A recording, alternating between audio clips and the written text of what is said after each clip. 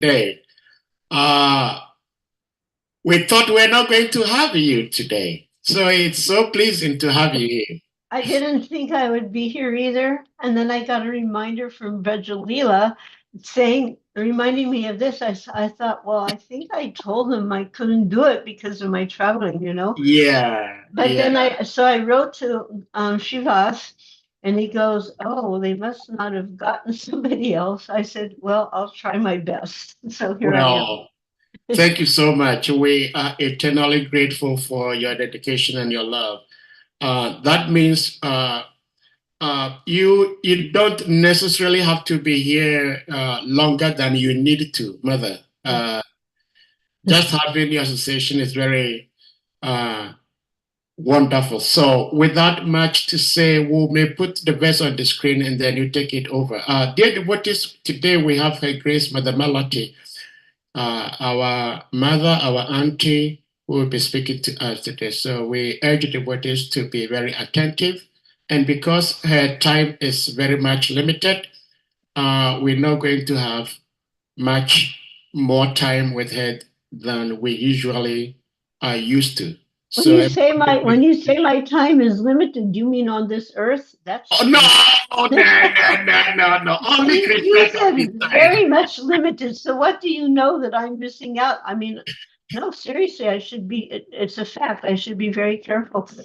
Yes, because you have a traveling itinerary, so we believe that your time with us on this particular sangha is very limited. Yes, Hare Krishna. so that is what I meant. Thank you, Mother. Hare Krishna. Hare Krishna. So we may put the verse on the screen and then Mother, you take it over from here. Okay, thank you. Hare Krishna.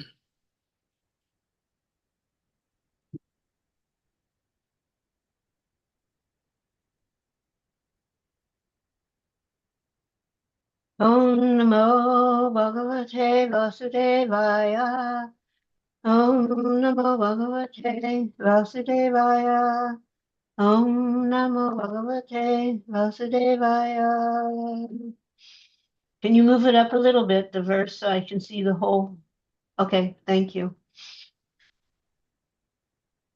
Tam priyam manam samupastitam kavim prajavisarje nijasasana sasanarhanam babasya shatmita suchi sagira priya priyam prita manakaresh prisam.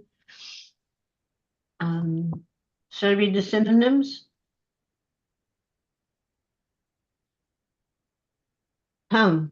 Unto Lord Brahma, Priyamanam, worthy of being dear, Sampastitam, present before, Kavim, the great scholar, Praja, living entities, Visarje, in the matter of creation, Nija, his own, Shasana, control, Arhanam, just suitable, Babasi, addressed, Ishat, mild, Smita, smiling, Chisa, with enlightening, Gira, words, Priya, the beloved, Priyam, the counterpart of love, Pritamana, being very much pleased, Kare, by hand, Sparshan, shaking. Translation by His Divine Grace, Srila Prabhupada. Upon, sorry, I just returned yesterday from England to the UK, and when I mean from India, and in India everybody gets this wonderful cough, so I'm occasionally having this wonderful cough. So I'll just let you know beforehand. After seeing Brahma present before him, the Lord accepted him as worthy to create living beings, to be controlled as he desired, and thus being much satisfied with him, the Lord shook hands with Brahma and, slightly smiling, addressed him as thus. The purport by his divine grace. Can we move up?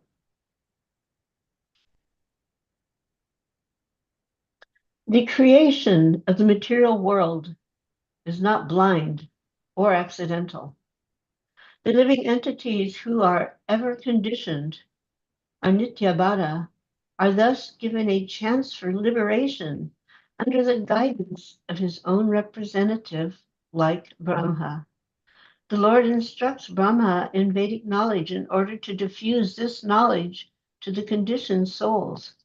The conditioned souls are forgetful souls in their relationship with the Lord, and thus a period of creation and the process of dissemination of Vedic knowledge are necessary activities of the Lord.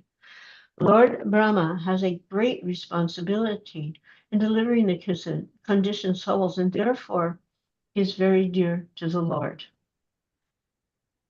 Brahma also does his duty very perfectly, not only by generating the living entities, but also by spreading his party for reclaiming the fallen souls.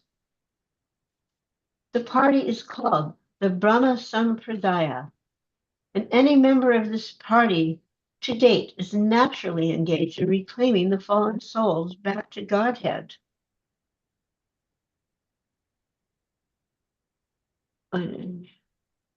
Back home. The Lord is very much anxious to get back his parts and parcels, as stated in the Bhagavad Gita.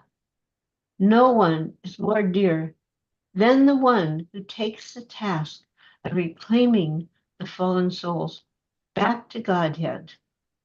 There are many renegades from the Brahma Sampradaya whose only business is to make men more forgetful of the Lord and thus entangle them more and more in material existence. Such persons are never dear to the Lord, and the Lord sends them deeper into the darkest regions of matter so that such envious demons may not be able to know the Supreme Lord. Just 1 second here.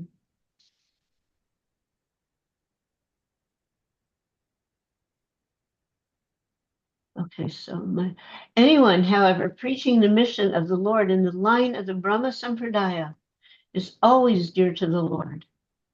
And the Lord, being satisfied with such a preacher of the authorized bhakti cult, shakes hands with him in great satisfaction.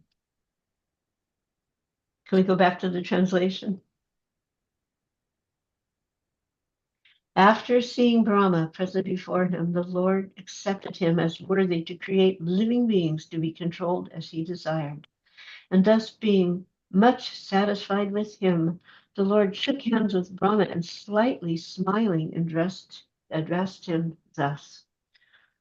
Om Agyan Timirandasya Janana Sakalaya Chakchum Militam Yena Tasme Sri Gurave Namaha Nama Om Vishnu Padaya Krishna Prasaya Bhutale Srimate Bhakti Vedanta Swami Nityanamane Namaste Saraswati Devi Gauravani Pracharine Nirvishesha Shunyavadi Paskachane Sutarane Jaya Sri Krishna Chaitanya Prabhu Nityananda Sri Advaita Gadadhar Srila Sri Gauravakta Vrinda Hare Krishna Krishna Krishna Hare Hare Hare Rama Rama Rama Hare Hare.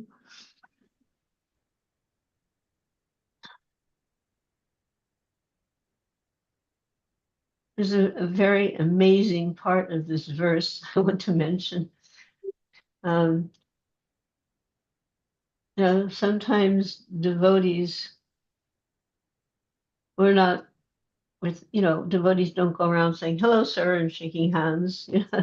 In general, they don't pull that off. But here in this verse, what does Lord Krishna do? But he shakes the hand of Lord Brahma. Now, that's definitely not an ordinary handshake. Under any thought,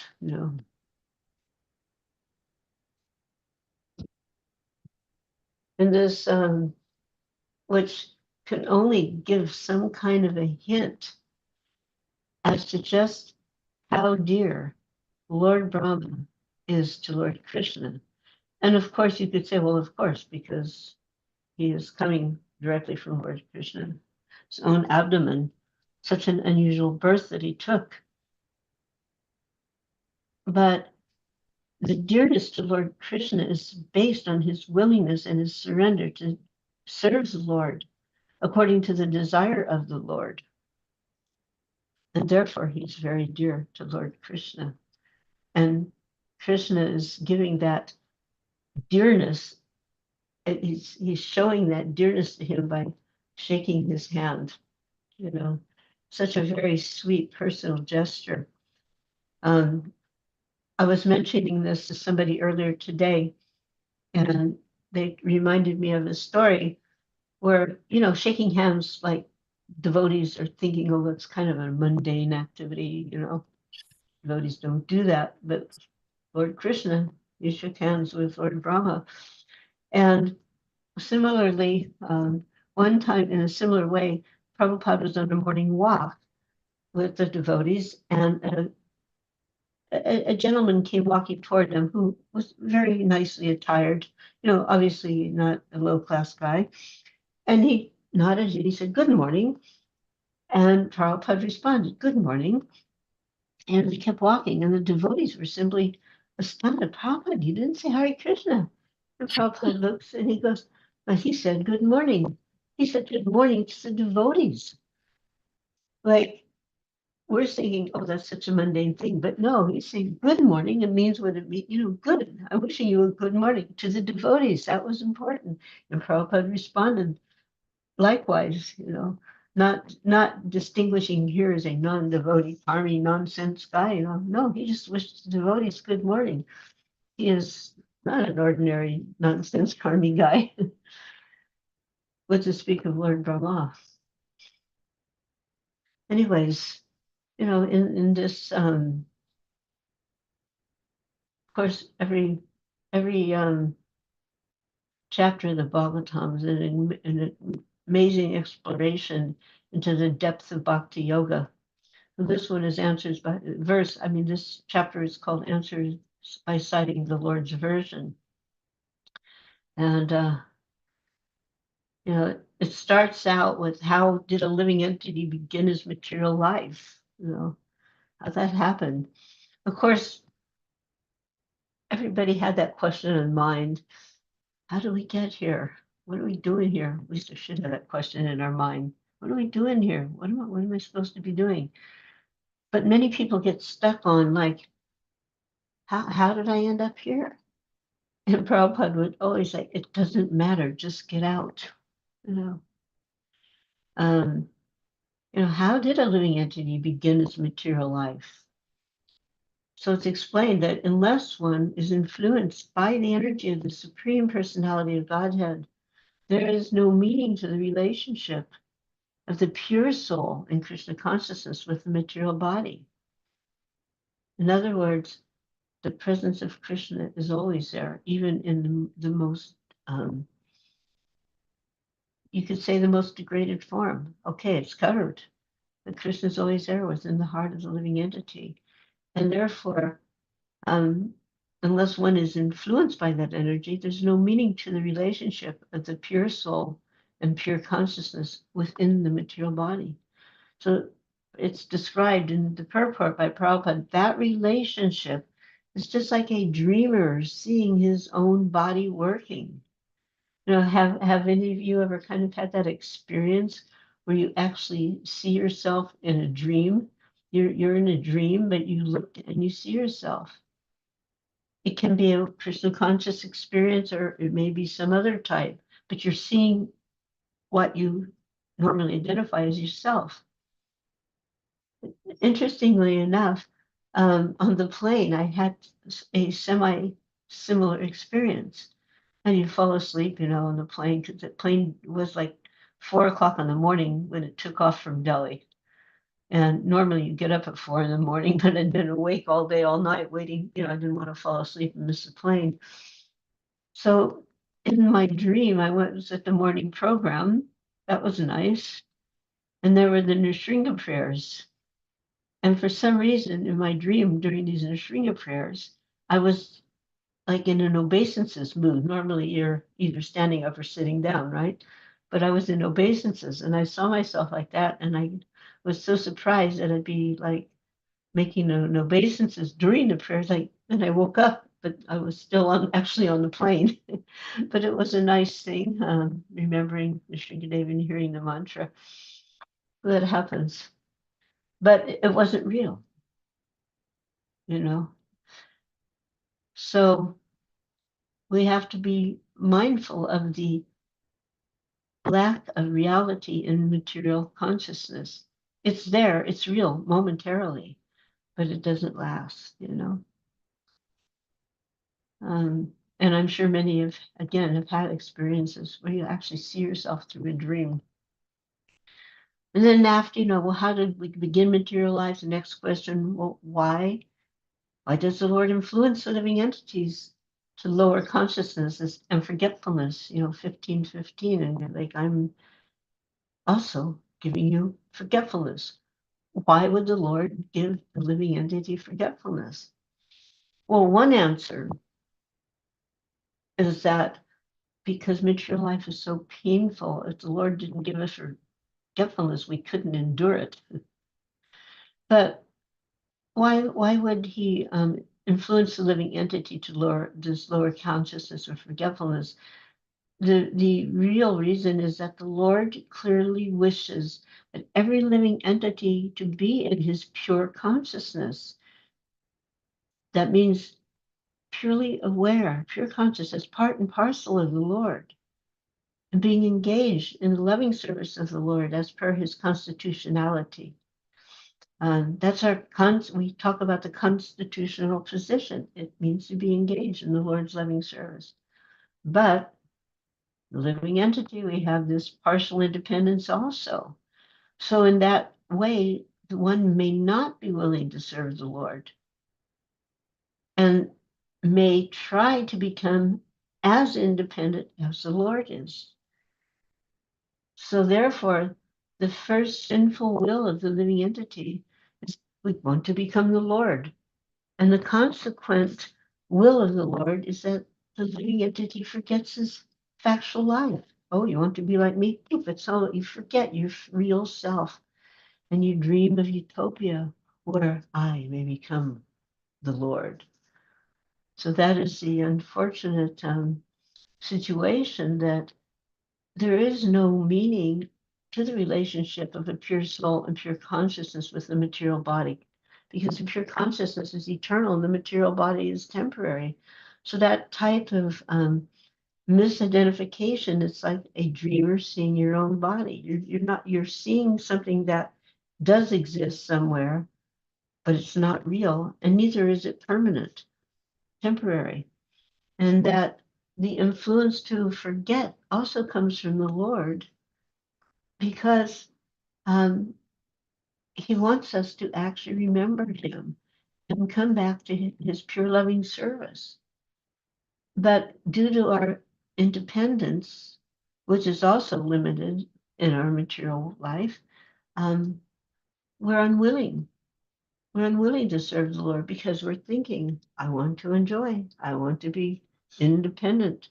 I know I had that same foolish mentality.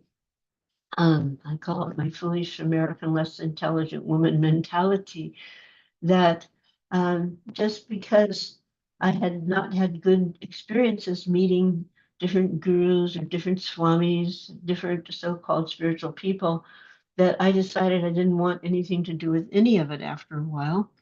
And my exact statement was, I don't want anyone telling me what to do with my life. I want to make my own mistakes. Well, Krishna let me do that. And the results were not pretty. So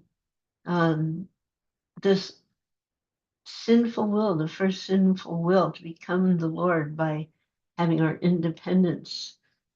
And how does the Lord deal with that? Okay, then He gives us forgetfulness. We actually forget the factual life, which we've already practically forgotten. And then we dream of utopia. We dream of becoming like the Lord, thinking now I can enjoy.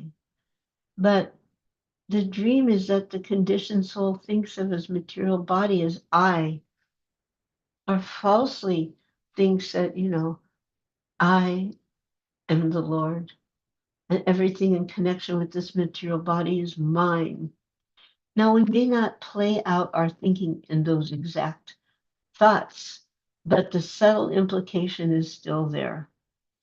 So in our pure consciousness, there is no misconceived dream.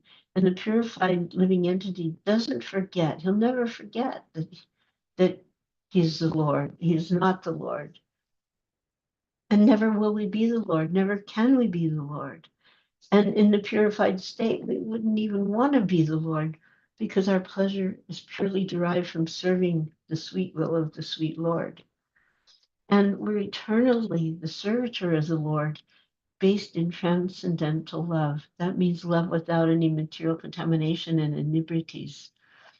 Even in material nature, there's a chance of independent choice.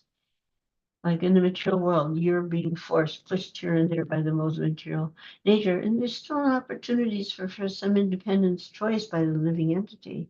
And according to that choice, the material energy offers different varieties of material bodies, one after the other. And the the main two misconceptions of life, namely the I and the mine, they're manifested in two classes of men. So in the lower state, the conception of mine is very prominent, and in the higher state, the conception of I is very prominent. So in the animal stage, this was explaining earlier, in the animal state of life, the conception of mine is perceivable even in the energy of cats and dogs, and they fight with one another with the same misconception, that is mine. In the lower stage of human life, the same misconception is also prominent in the shape, it is my body, it is my house, it is my family, it is my castle, it is my nation, it's my country, and so on and so forth. And in the higher stages of speculative knowledge, that same misconception of mine is transferred into I am this. I am a devotee. I am a mother. I am a father. I am a this. I am a that. There's so many classes of men comprehending the same misconception of I and mine, in different colors, different attitudes, but the real significance of I only be realized when one is situated in the consciousness of Aham Brahmasmi. I'm the eternal servant of the Lord. This is pure consciousness. And the entire Vedic literature is teaching us this conception of life. George Harrison, I might have mentioned this to you before. I can't remember who I mentioned it to, but, George Harrison, he wrote a song. And Prabhupada said about this song, George has understood. This is a very nice song. So the song was all through the day, I me mine, I me mine, I me mine. All through the night, I me mine, I me mine, I me mine. This material consciousness, right? I me mine.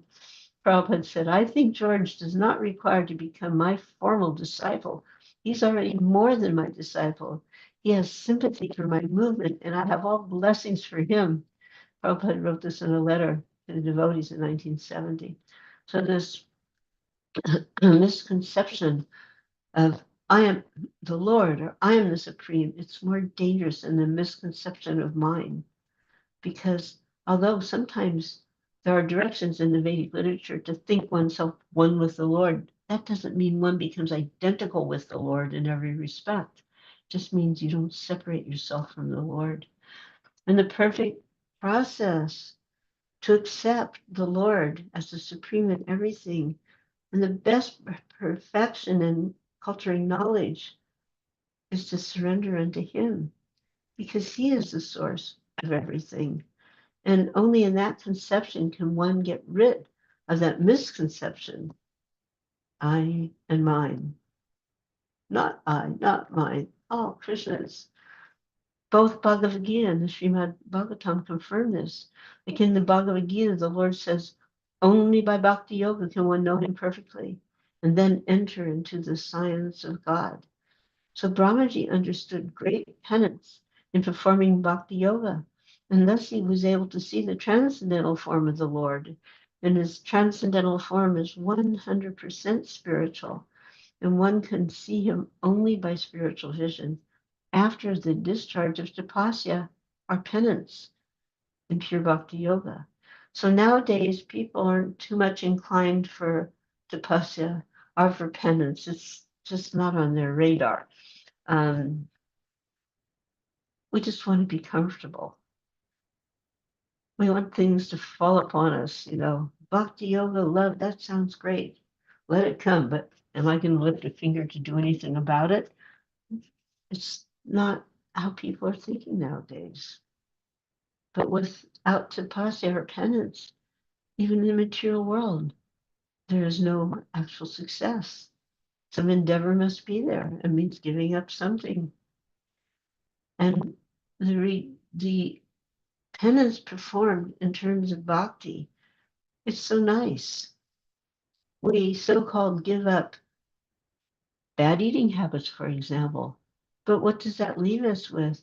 The option of eating pure, unadulterated Krishna prasadam, the result of bhakti. In other words, you give up something nasty and you get something better. So the form of the Lord manifested before Brahma, it's not one of the forms in which we have experienced in the material world. Brahma didn't perform such severe types of penance just to see some material production. He wanted the real thing.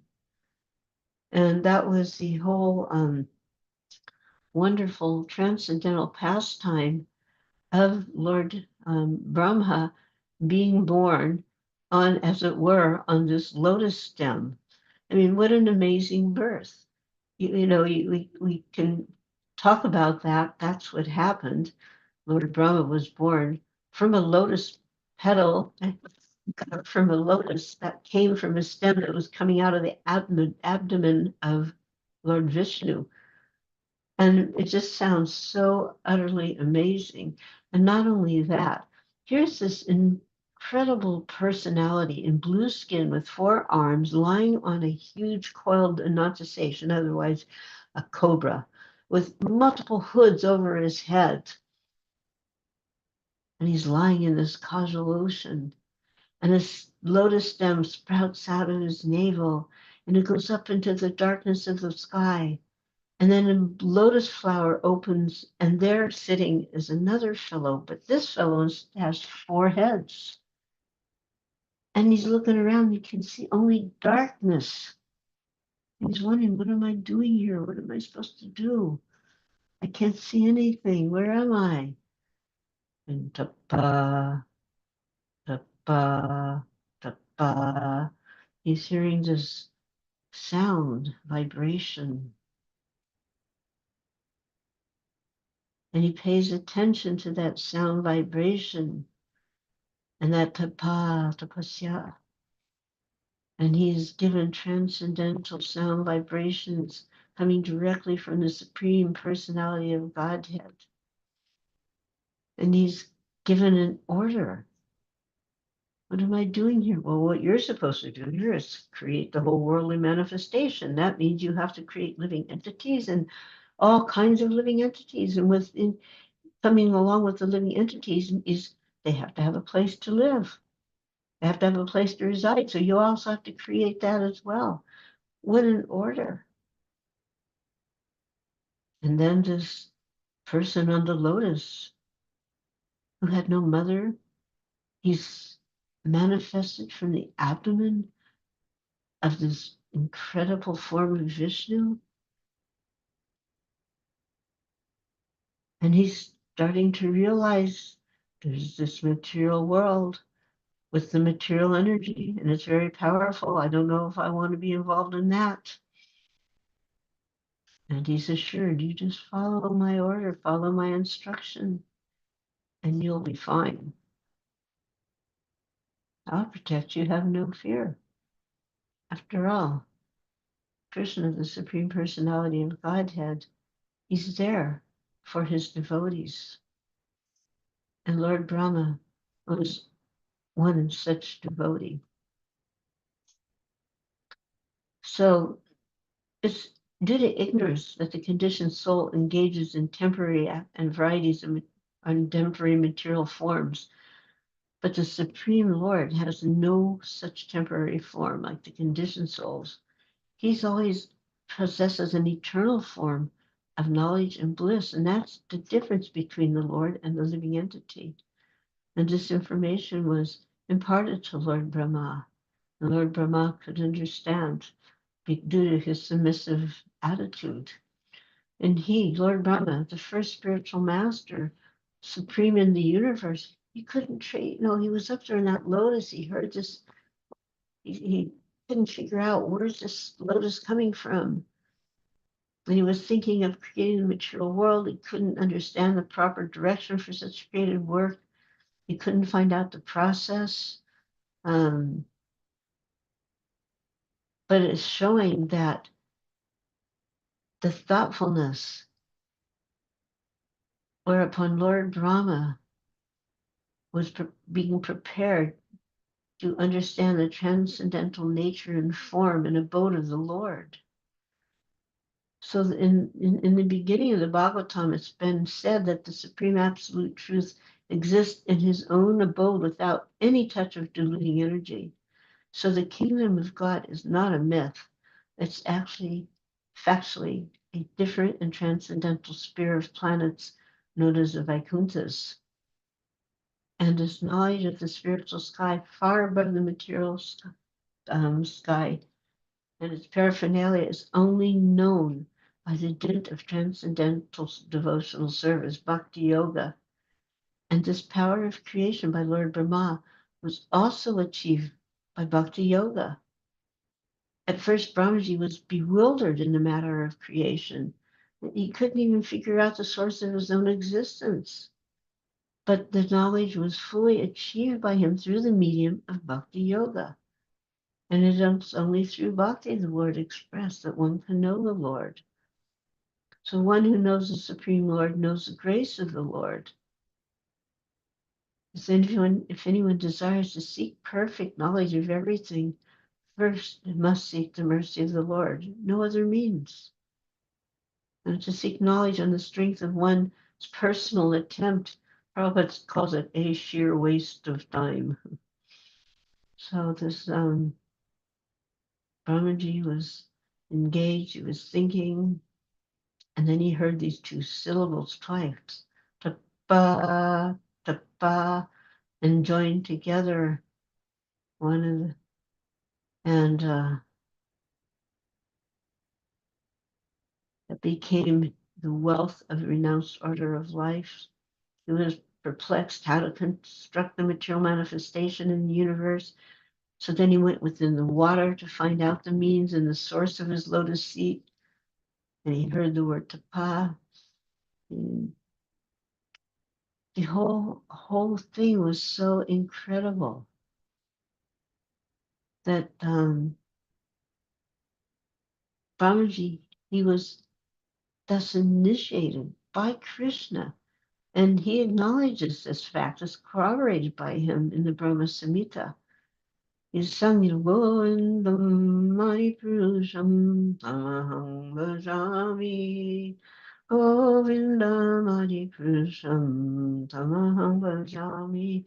At the end of every verse. So he was initiated by Krishna himself, and he became a Vaishnava, or a devotee of the Lord.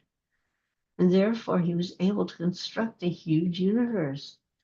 It's stated in the Brahma Samhita that he was initiated into the 18-letter Krishna mantra, which is generally accepted by all devotees of the Lord. And we follow this same principle because we also belong to the Brahma Sampradaya. In other words, directly in the disciplic chain from Lord Brahma to Narada, from Narada to Vyas, from Vyas to Madhava, from Madhava to Madhavendra Puri, Madhavendra Puri to Ishvara Puri, Ishvara Puri to Lord Chaitanya, and gradually to his divine grace, Srila Bhaktisiddhanta Saraswati, and our own divine Srila Prabhupada. So we're in a very auspicious, favorable situation to actually become perfectly realized in this same lifetime. That should be our primary goal. Is to be understood that one who is initiated in the disciplic succession is able to achieve the same result as Brahma, meaning full realization. And chanting of this holy Maha Mantra is the only shelter for the desireless pure devotee of the Lord. And when it says desireless, it means not holding any mundane material desires. Simply by that tapasya or penance, the devotee of the Lord achieves all perfection like Lord Brahma. So we shouldn't hesitate in terms of considering tapasya or penance. The tapasya or penance is just giving up our material desires for the pleasure of Krishna and chanting the Hare Krishna Maha Mantra. That is our tapasya, that's our penance. And the result is achieving all perfection like Lord Brahma.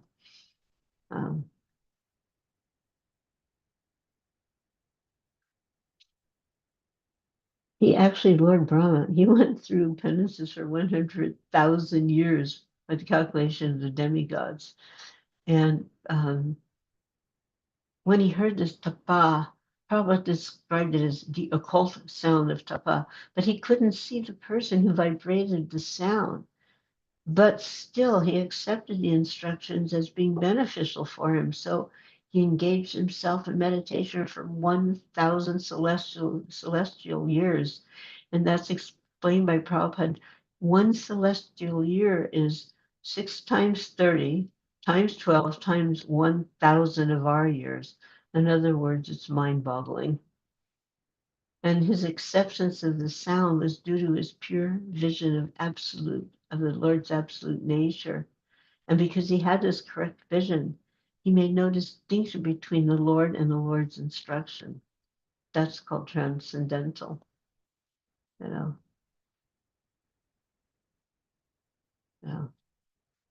The troubles of penance that were accepted by Brahma were in the line of devotional service, of bhakti.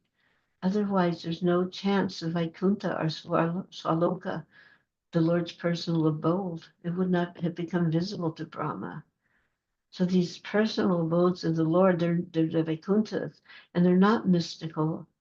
They're not, it's not a myth. They're mystical, that's for sure, but it's not a myth and it's not material. That's a conception of the impersonalist. But realization, the transcendental abode of the Lord, is only possible through devotional service that the devotee can actually enter. And there's some trouble to execute penance. That's understandable. But the trouble that's accepted, in other words, the penance must be accepted in executing bhakti yoga.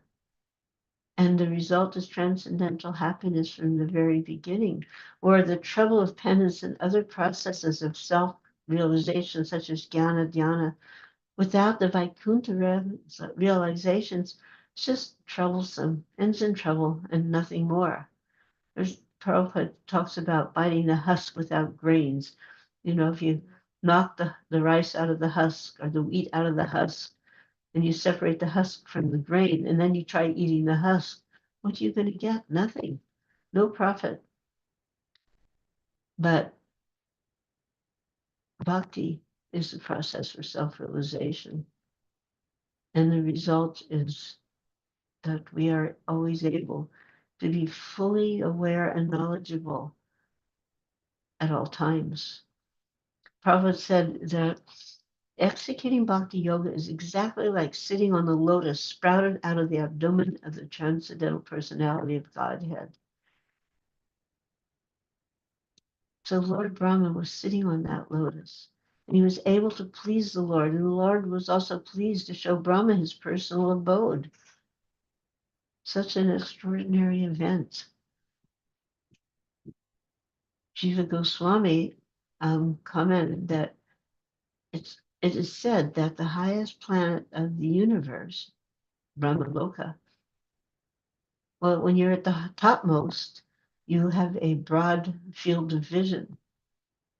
So this abode of the Lord, although described, revealed scriptures like the Gita and the Bhagavatam, for less intelligent people, they're just regarding it like mythology because they cannot, Prabhupada says, men of poor fund of knowledge. They cannot grasp the transcendental aspect of bhakti, of devotional service. And actually, it's revealed in scriptures like the Gita and the Bhagavatam, but without having realized, without realizing oneself. When you realize this oneself relationship with the Lord and the transcendental form of oneself, then one has the opportunity of finding himself in blissful, eternal association with the personality of Godhead and finding oneself in a fully transcendental body. The material body is just part of a temporary life. And with that temporary life, there's five kinds of material conditions: ignorance, material conception, attachment, hatred, absorption. As long as one is overpowered by these five kinds of material miseries, there's no question of entering the Vaikunthas. And this impersonal concept of oneself is just a negation of material personality. And it's far from the positive existence of the personal form. So a lot of times people talk about don't be negative, don't think negative thoughts, be positive, but they don't even know what is positive. They don't even know how to think positively, but speak positively. The personal forms of the transcendental abode um, are explained in the Brahma Samhita. And Brahma also described the highest planet of Vaikunthas as Goloka Vrindavan, where Lord Krishna resides. Lord Krishna, the Supreme Personality of Godhead, and he's living there in Goloka Vrindavan as a cowherd boy with transcendental Sarabi cows, and he's surrounded by hundreds and thousands of goddesses of fortune. This Chintamani Prakara Sadmana Simkalpa Vriksha Laksa Shisheshu Surabi Rabi Palyantam Lakshmi Sahasata Sambrama Sevyamanam Govindamari Purusham Tamaham Bhajami.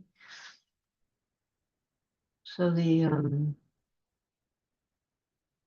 Bhagavad Gita is also confirming this.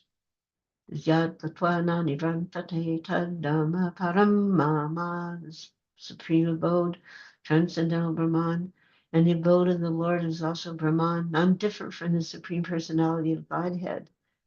The Lord is known as Vaikuntha, and his abode is also known as Vaikuntha. And this Vaikuntha realization and worship can be made possible by transcendental form and senses. So this Lord Brahma is an extraordinary living entity, empowered living entity, who was given his appearance in this world in that extraordinary way by the mercy of the Supreme Lord. And when Lord Brahma came to this realization of his own in his own fallible presence, that his own presence, as powerful as he was, that it was nothing compared to the Supreme Personality of Godhead. And he was filled with such gratitude. He said, "Oh, my Lord Krishna, devotee who abandons the path of empiric philosophical speculation aimed at merging into the existence of the Supreme, engages himself of hearing your glories and activities from a bona fide sadhu or saint who lives an honest life in the occupational engagement of his social life. He can conquer your sympathy and mercy, even though your ajita are inconquerable." This is from the 14th chapter of 10th canto. So that's the path of the Paramahamsas. And it was personally followed by Lord Brahma and later recommended to him for attaining success in life. So today's verse is Tam Priya Mananam Samupashtitam Kavin Prajavisarjanija Sansarahanam Babahas Basayasachmita Suchistagira Priya Priyam Prita Mana Hare Srisam. So after seeing Brahma present before him, and you can see his Brahma with his folded palms, the Lord accepted him as worthy to create living entities and to be controlled as he desired. And thus, the Lord was so satisfied with him that he shook hands with Brahma, slightly smiling. Such a beautiful exchange. But the Lord Brahma, he could have seen himself this powerful firstborn living entity and just spun off and tried to do his own thing with all the power that was given to him to perform his actual service, because that's what the materialistic minded person does. So much I have today and more I'll have tomorrow. I am so powerful. I am so great. I'm such a fool. That they do not know. You know.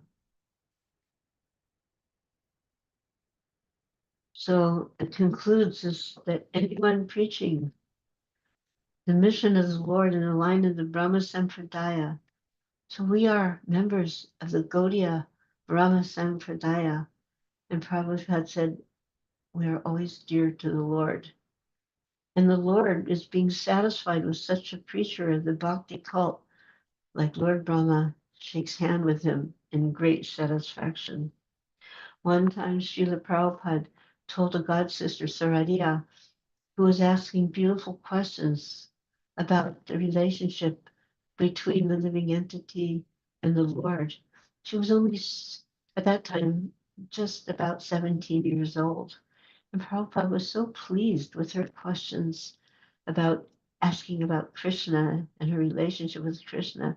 He looked at her and he smiled and he said, if you'd like, Krishna will kiss you. So in the same way, when Krishna is satisfied by the preaching of the devotees to push on the mission of bhakti, he shakes hands in great satisfaction. Oh. I'll take a little break there, and if there's any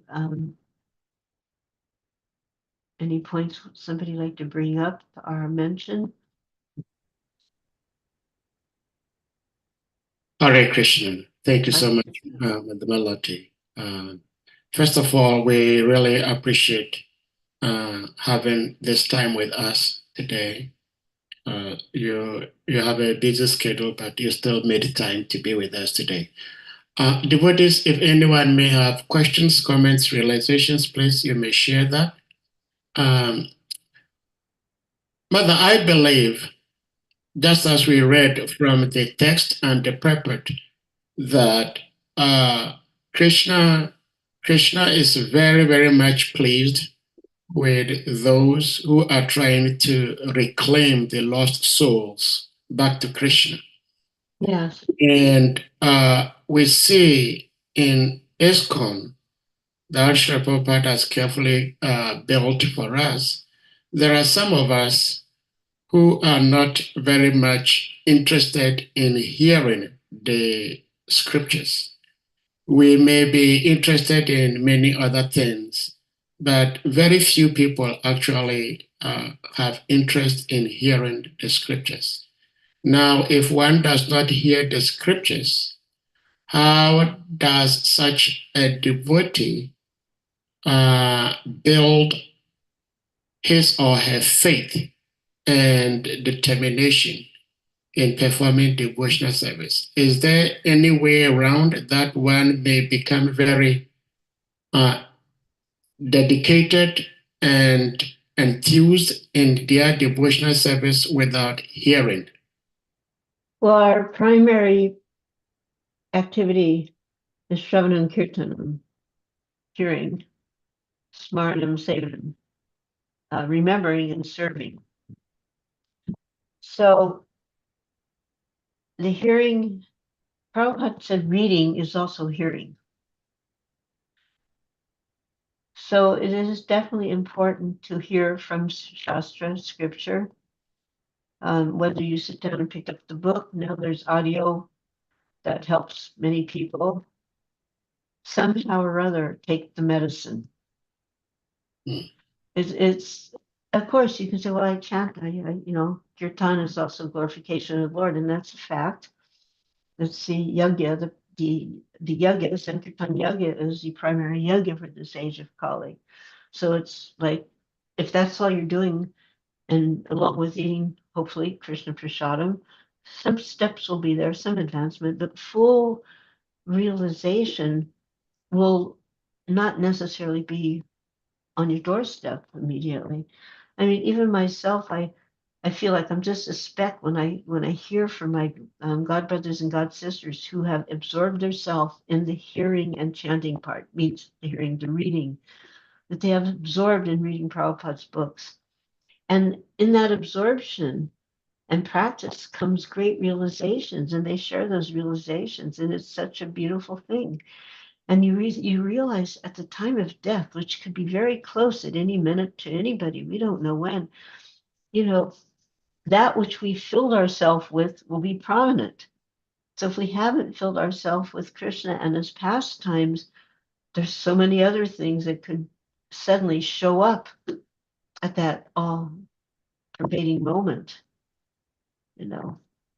So just like when you're hungry, we go, hopefully we take Krishna Prasadam. So we have to develop that hunger for the hearing, in order to have a strong spiritual, we've got our wonderful material body, and we like to dress it up and put on cool clothes and maybe some makeup if you're a boy or a girl. Nowadays, it doesn't matter. Everybody likes a little makeup and fix your hairs and whatever. That's okay. But that beautiful body is going to deteriorate and dissipate faster than you can imagine.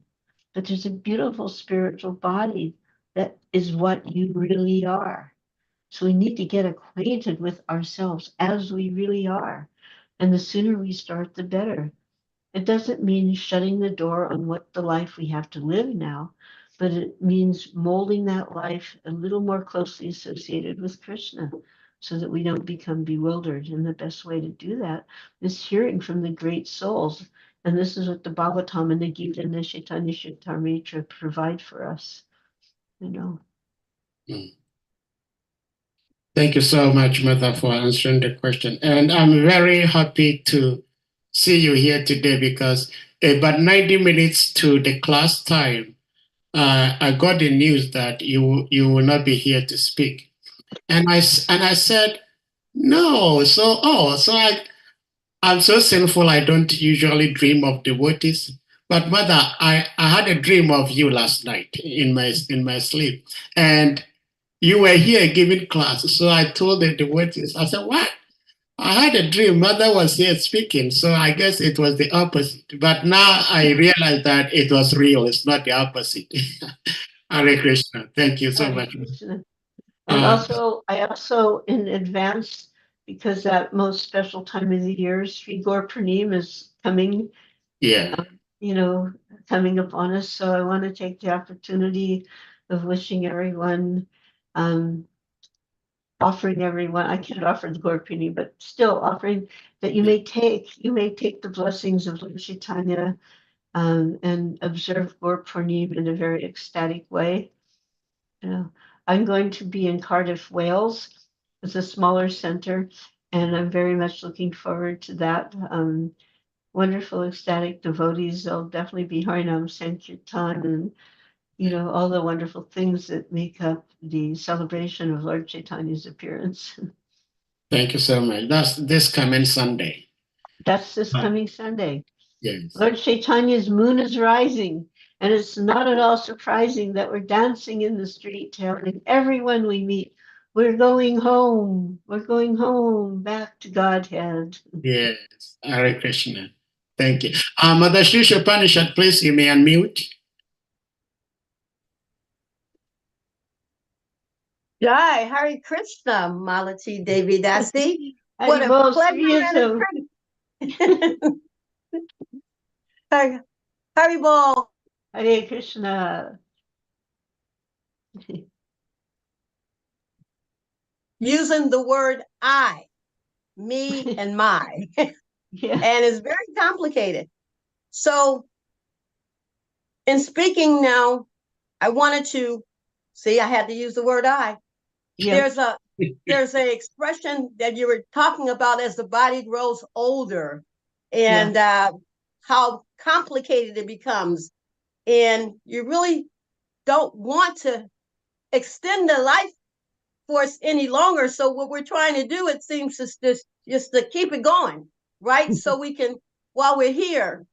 And I really appreciate you for just bringing that to the attention, because we seem to be on this wonderful, I mean, maybe it's not so wonderful, but we're trying to have the body survive beyond 100 years. And that seems to be it's not practical to me at all, because right now we're experiencing so many, issues with the body, with the arthritis, with just inflammation, and it's hard to avoid, even though we're eating prasadam. It just seems to be very difficult. So thank you for just bringing to the attention the real goal and why we want to keep the body, It explains, your name is Sri Isapanishad, right? So in yes. Isapanishad, it explains how we're not after extending the material life of a material body, but Right. as long as we're engaged in service, we can go on living that way. We can go on living as long as we're engaged in service, and we don't, service doesn't take any consideration of the condition of your body or not. There's no limitation to devotional service. We saw that with Srila Prabhupada in his last days, as he was there on his deathbed, that he could not even do one thing on his own, practically speaking. But they put the microphone by his lotus mouth and he spoke the beautiful purports of the 13th chapter of the 10th canto. So you have to be empowered to do that. And the empowerment came from the full absorption of Krishna consciousness. Like, it was often mentioned how Prabhupada did not experience jet lag like the rest of us do. Like yesterday, I arrived here. The plane was late leaving, so it was a late arriving, and and then the luggage didn't get off for an hour. And by the time I got to where I was staying, I was like zombitized. I couldn't even, then it was like around noontime.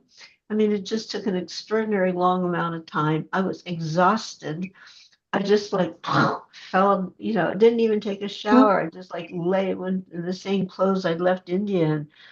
And I was just realizing it just shows that, that there is a long, long way to go, because that connection, that spiritual connection, is what gave Srila Prabhupada the ability and the energy to do what he did at his advanced stage.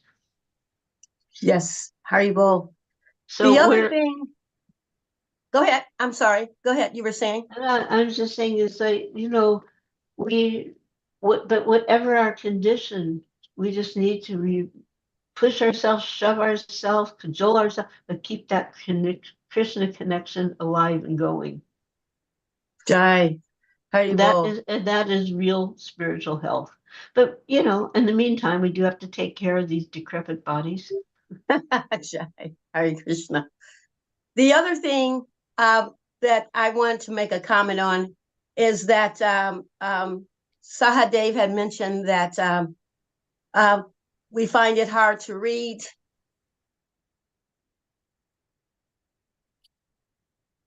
Somehow your voice just went out. Yeah, you got muted.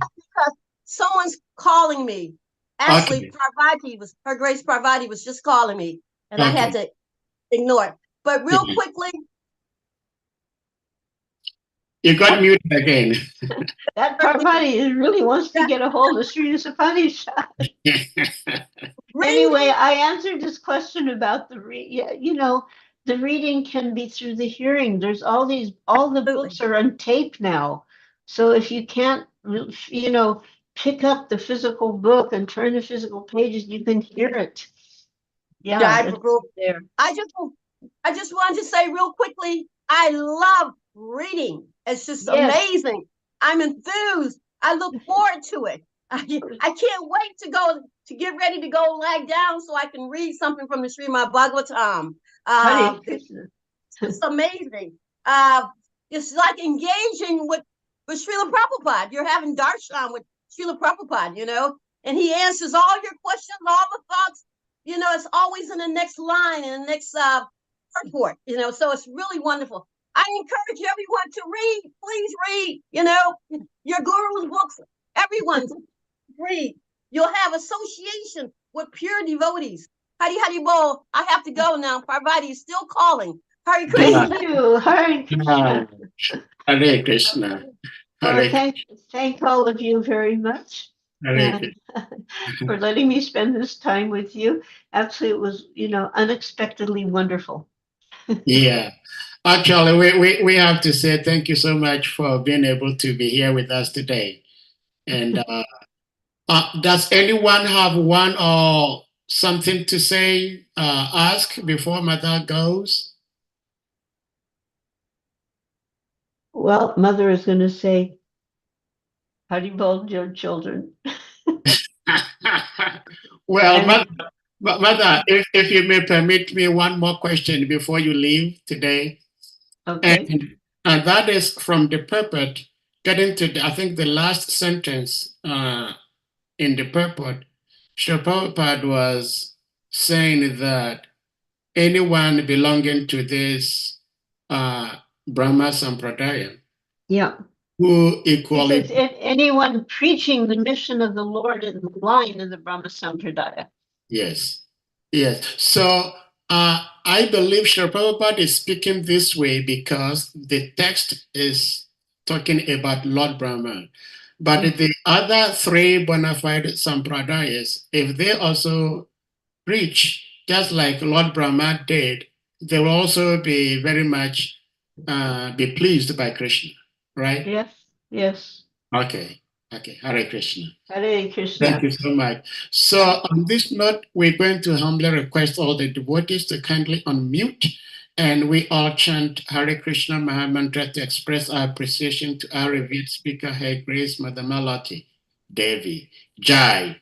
Hare Krishna, Hare Krishna, Krishna, Krishna, Hare Hare Ram,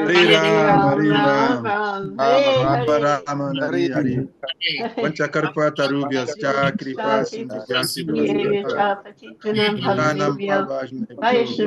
Namo Namaha Hari Chaksha Prabhu Ki Jai and all others. Her Grace Mother Malati Devi Das Ki Jai. Hare Srila Krishna. Prabhupada Ki Jai. Hare Krishna. Thank you very much, Mother. Hare Krishna.